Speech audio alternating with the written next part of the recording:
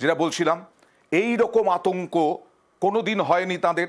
কিছুক্ষণ আগে একজন বলছিলেন আতঙ্ক তো আছেই, রাতে ঘুম হচ্ছে না, ওই রকম ধ্বংসলীলা, ওই রকম তাণ্ডব কোনোদিনও দেখেননি। স্বাস্থ্য দপ্তরের পক্ষ থেকে এবার এদেরকে, এই যে ধ্বংসলীলার মধ্যে যারা পড়েছেন তাদেরকে, তাদের ছবিটা একবার দেখাবো, তাদের যাতে মনে আতঙ্ক দূর হয়। এই যে উড়ে আসছে এই রকম টর্নেডো, যারা ভিটে আঁকড়ে এখনো বাঁচার চেষ্টা করছেন কিন্তু আতঙ্ক রয়ে গেছে, তাদের জন্য মনোবিদের ব্যবস্থা করা হচ্ছে। অর্থাৎ কাউন্সেলিং হবে, তাদের কাউন্সেলিং করিয়ে করিয়ে তাদের ভয় কাটানো, আতঙ্ক কাটানোর চেষ্টা করা হবে।